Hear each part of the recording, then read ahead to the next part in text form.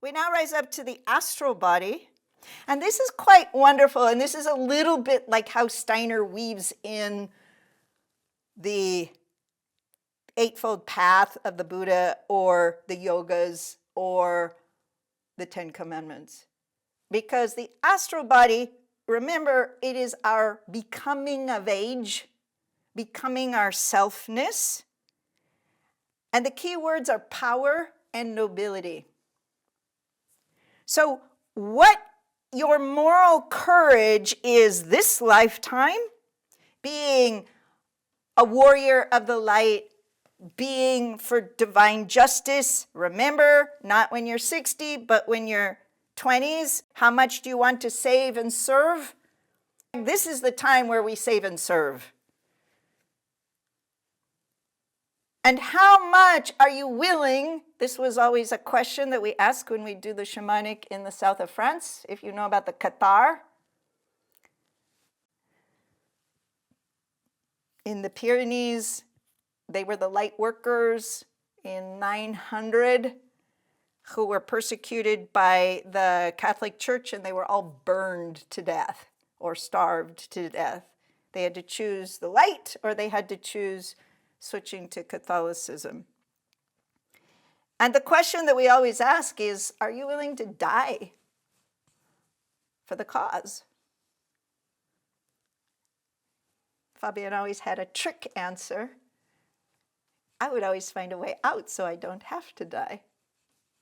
But the rest of us were struggling with, are we going to die as a Qatar at the stake? And he'd go, why? Then you're dead. Find an escape route so you can do better good. I'm like, yeah, but then there's no game. You can't make it so simple, Fabian. Because everybody except you is going to find, nobody can find an escape route except you. But that's Fabian. So the rest of us have to look back in our 20s. How much were we willing to stand up for someone else? Stand up for what is right and wrong? How big is your moral compass? Where you're willing to have nobody like you because you are in your truth.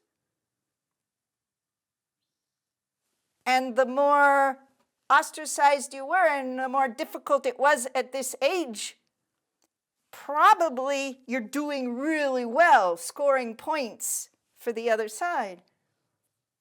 Because if you're a harmonizer, a pleaser, wanting everything neutral, how much are you really speaking what is right and wrong?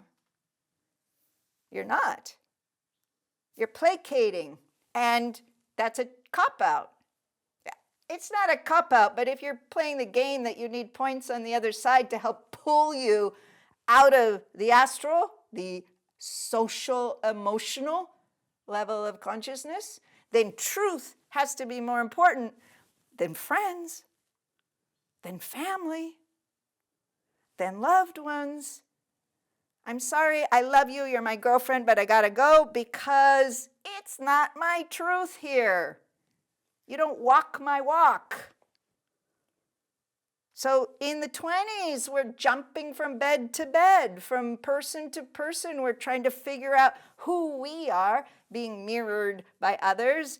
And eventually, what is supposed to happen at this phase is you go, oh, this is me. That's not me. But how do you know what is not you? You try. You try everything. And you go, oh, you know what? That's not me. That's not me. That's not me. And by a process of elimination, you end up with who you are. Unless you're someone, in my instance, I knew who I was and I just plowed. But that's my temperament. That's my destiny. There's those that don't know and those that do, and they just are annoying to everyone around you, and we cause nothing but trouble through our life because we're standing up for our truth. But in the end, you become a master. So think about it. How much honor, how much nobility How much moral courage and strength did you have? This life is going to determine whether you can rise up to the next level on the other side. So let's talk about those souls that don't make it past here. The ones with no morality, no love in their heart, no compassion, no sense of right and wrong.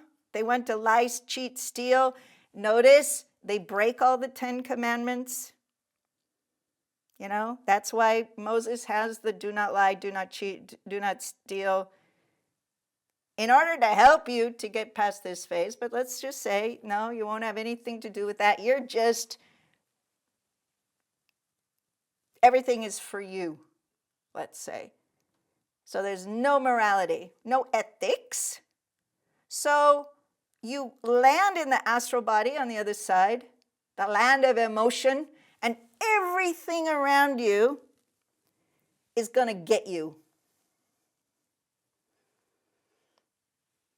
And you never get out of that, because you never got out of it this life, and then you fade away. The soul dies. Benza and I have been having discussions. Does the soul die? How can the soul die if the soul is God? And the answer from the guide is super simple. It's not God. God is God. The soul is the child of God. And what I said the other day, God gives free will to the children. And just like any family, some go good and some go bad. God is hoping that through all of the children, there will be more light generated, because there's more light out there with children than just God by God's self. That's the idea. So they are all sparking light, creating light. So exponentially there is more light than if it were just God all alone. That's the concept. But each soul has the free choice to lose the light. And then on the other side, they go dim, and the hierarchies, the invisible beings, don't rise them up. This is just physics. Physics is density sinks, light rises up. So it's mathematics on the other side. It's not whether you're good or bad, it's just truth. Density, you want to be dense? You're going to sink like a lead balloon. If you want to rise up, Valerie, I'm so glad you're back in this class. Somebody who likes my jokes. The rest are trying to figure out where they stand. How did they do with their moral strength? So if there are moments in your life where you hid because you were afraid to speak truth, you've got some homework to do. You got to go back and clean up, even though you're in your 60s and you're supposed to be a master. You've got to make sure you tick off all the boxes if you want to be illuminated.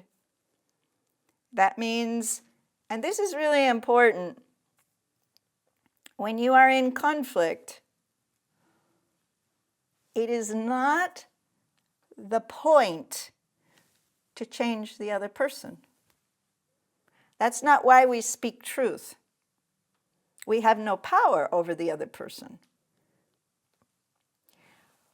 But the invisible world is listening. He's here now. And when we speak truth,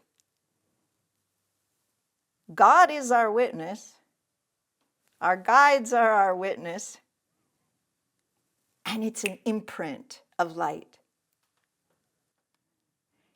This is so important for those of us that feel in conflict. I have gone through massive periods of my life in conflict because I'm a leader. Leaders inherently are going to be in conflict. And what freed me was I can't change the other, but I can speak my truth, and I know that God is listening. And I know that I have activated light in myself and in my source by speaking truth. And that is good. And that is God.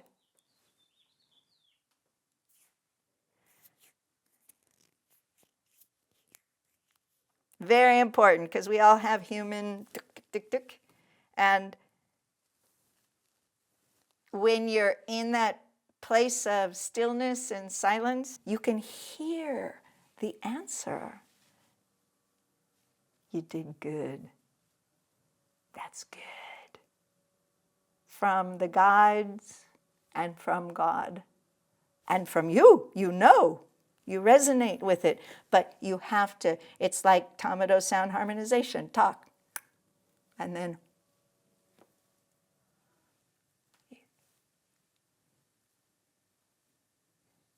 you hear the affirmation in the invisible.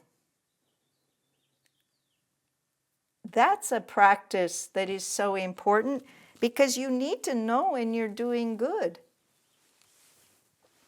A big piece of being in your 50s is being able to actually celebrate the light of who you are, which is the celebration of Lugnasad. I did good. This last year, I did good. I am godly. I am filled with goodness.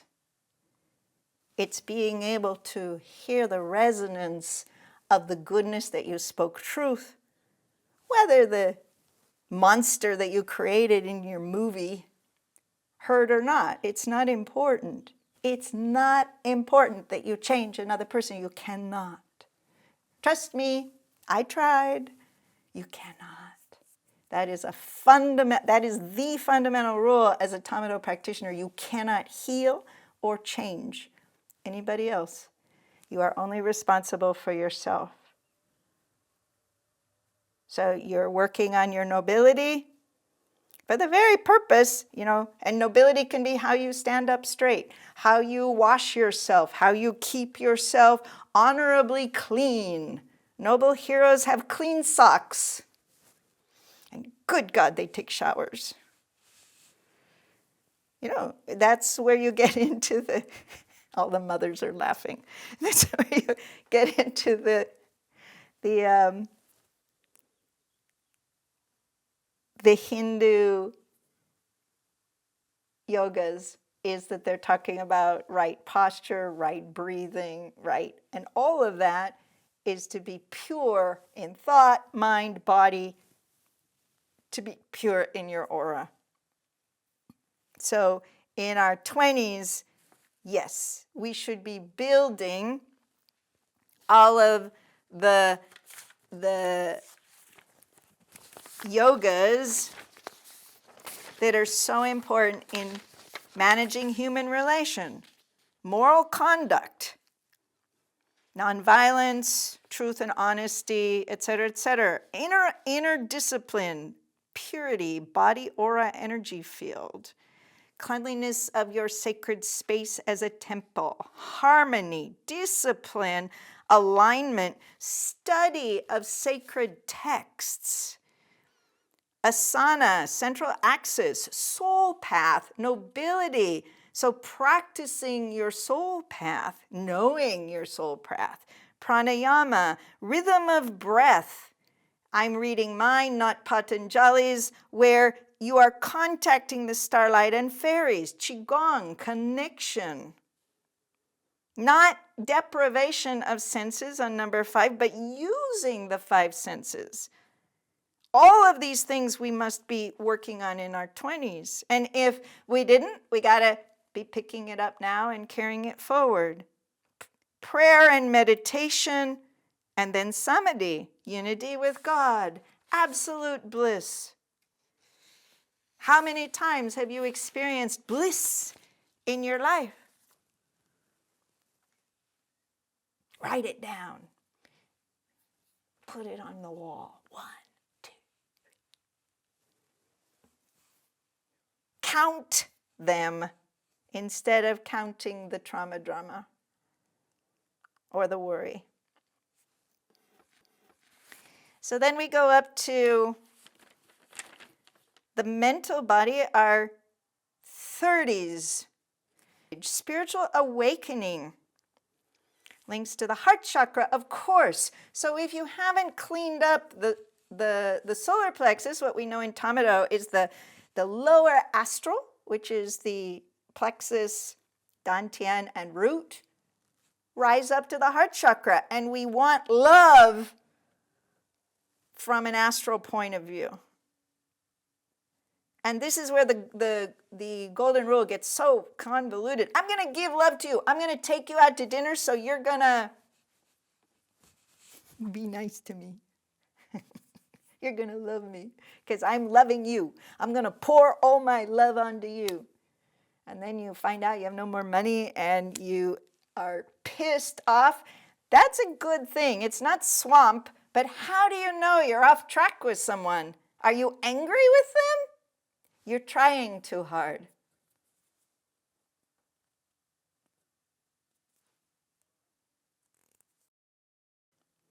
So if you find yourself frustrated, move on. You're only 30. Move on. Next.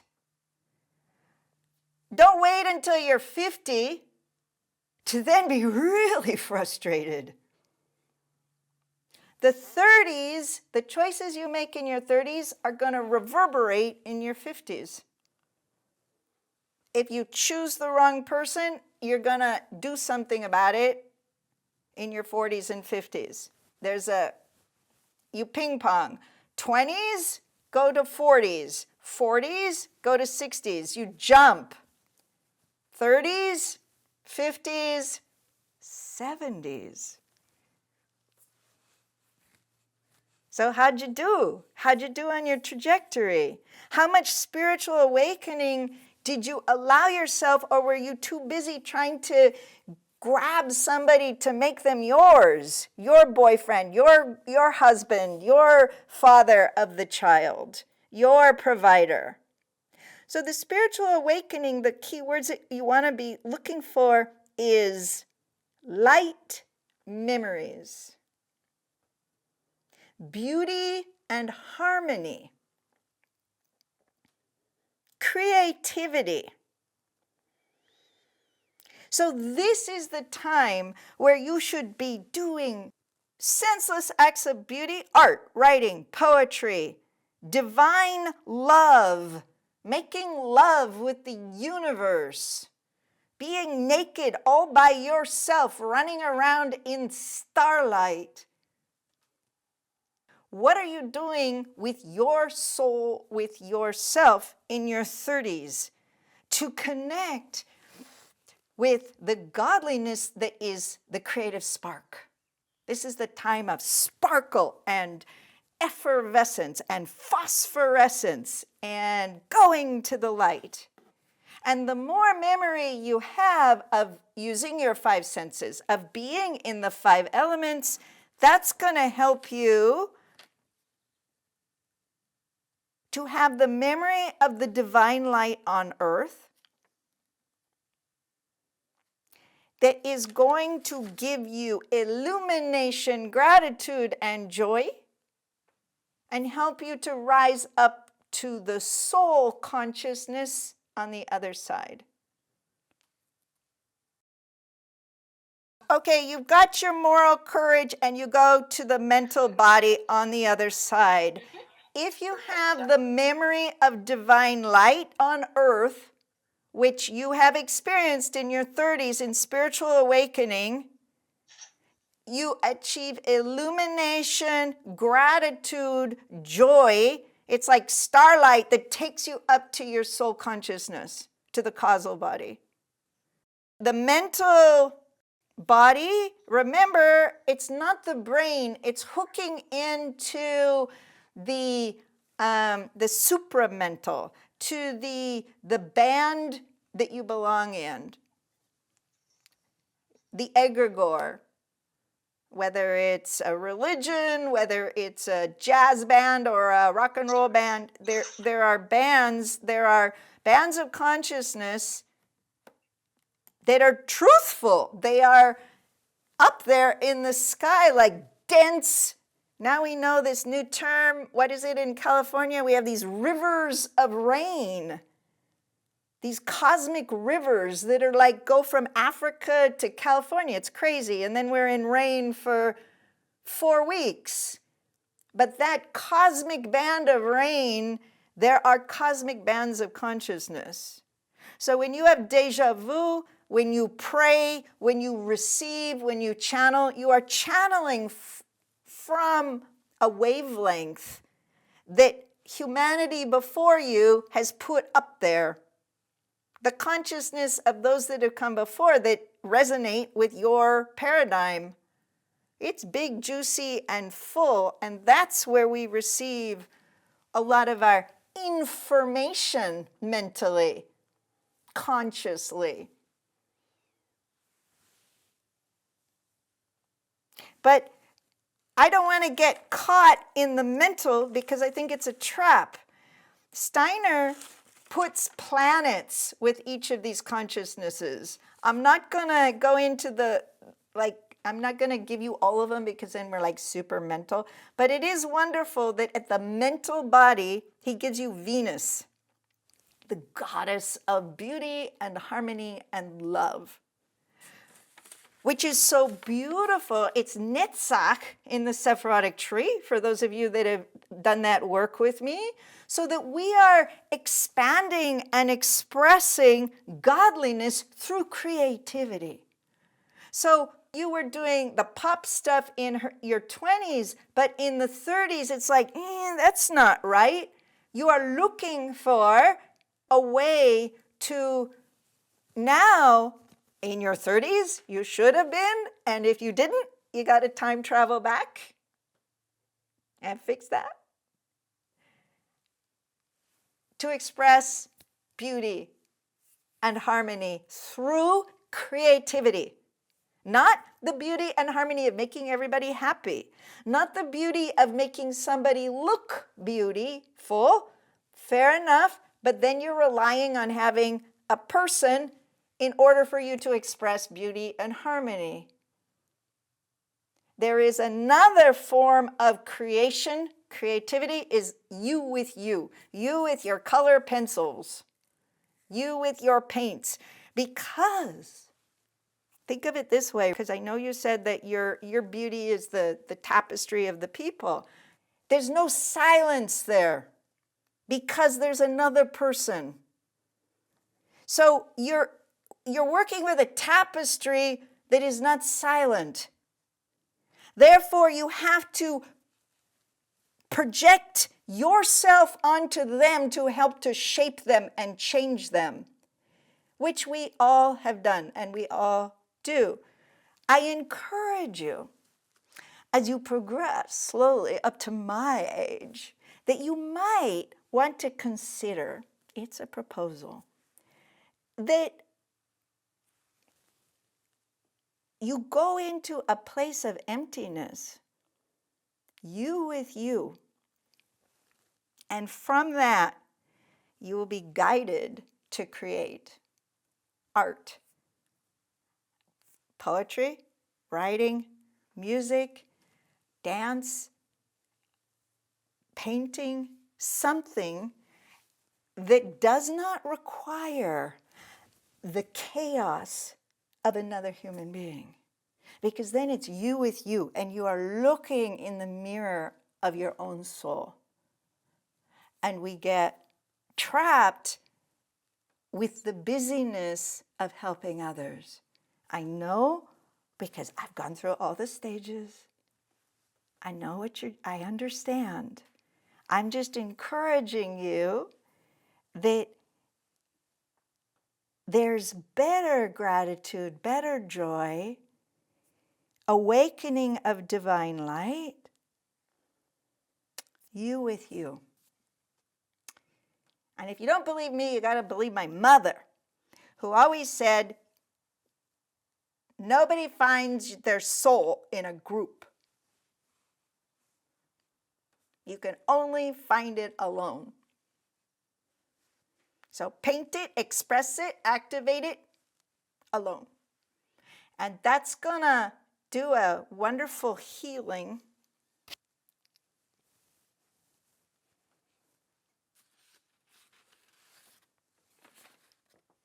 food for thought. You are practicing starlight, shimmer, explosion, unknown. It's Altair, unknown. Turquoise, jump into the unknown. Because true art comes from inspiration. Inspiration that is outside of ourself, that we channel from the light. And so to have that happen, we have to have built our place of emptiness. Look, it's so funny. If I speak like this, and I'm saying right, sparkle, light, beauty, joy, awakening, gratitude, all these words, and I look at the Buddhist Eightfold Path, right ideal, right motive, right speech, right action, right means of livelihood. Isn't that funny? Because I love the Eightfold Path. I follow it. But this is why the guide said, it's just bullshit, because this has nothing to do with light. It just has to do with being right. Right, right, right. Even the Samadhi, right realization. We are going to do bliss rightly. We're going to get it right. Yep, we're good. We got it. Can't have a little humor in there because it's not right. It's not on the list.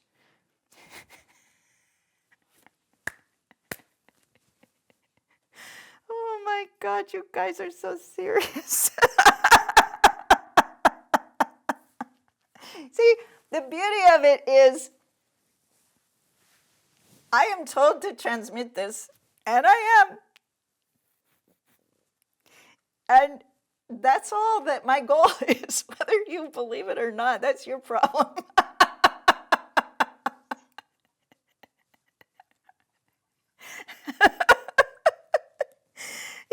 If you're going to be a master, you have to be able to be a master all alone in a closet.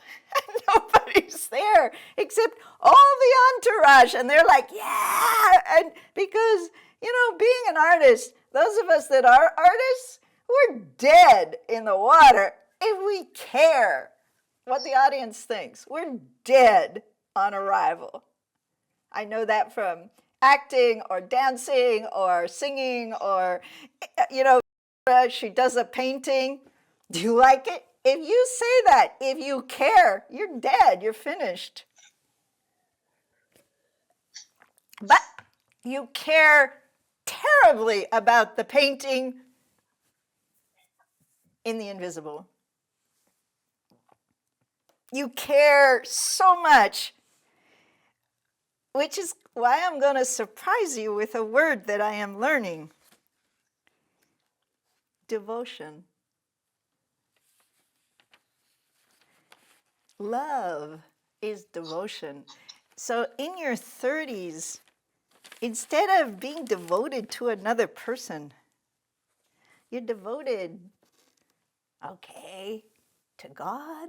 That's far away. Sometimes you don't know what that means. But if you have the gift of a guide who you know and who resonates with you, or an angel, or some being of light who is there by your side, there is an eternal devotion to, I would say, to make love with this light. I don't want to say serve. We are not subservient. We are Dayanfa Series 2. Give and take, which is devotional. I love. And the love comes back. I don't love so they will love.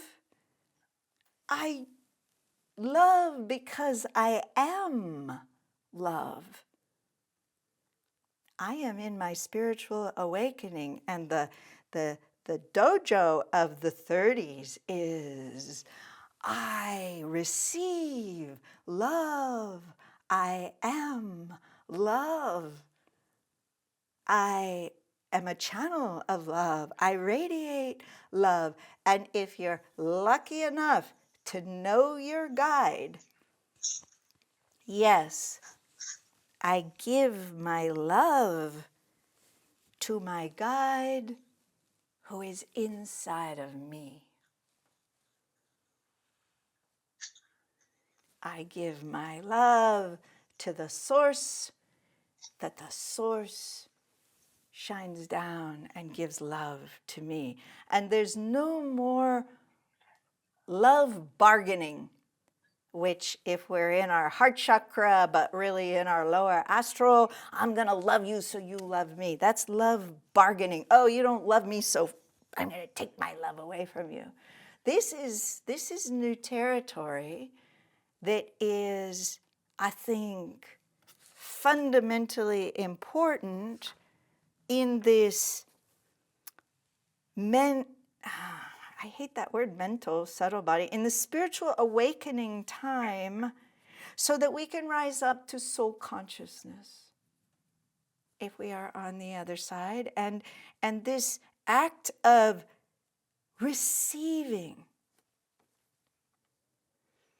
None of Westerners know how to receive because we're so busy doing. We're so busy grabbing towards something, going toward, instead of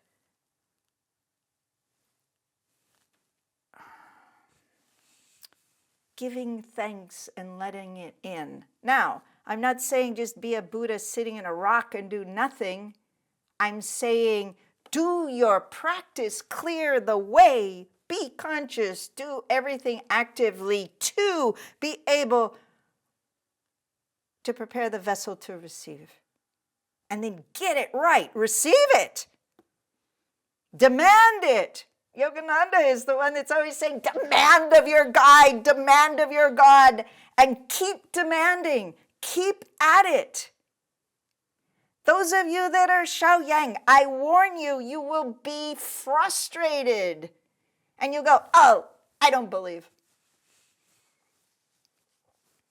I thought I believed in guides for last week, but no. He didn't show up, so I don't believe. Devotion is believing. It's faith. Faith comes into the spiritual awakening. And just think about it, all of us that are way past our 30s, the 30s have to be fraught with turbulence to find the light.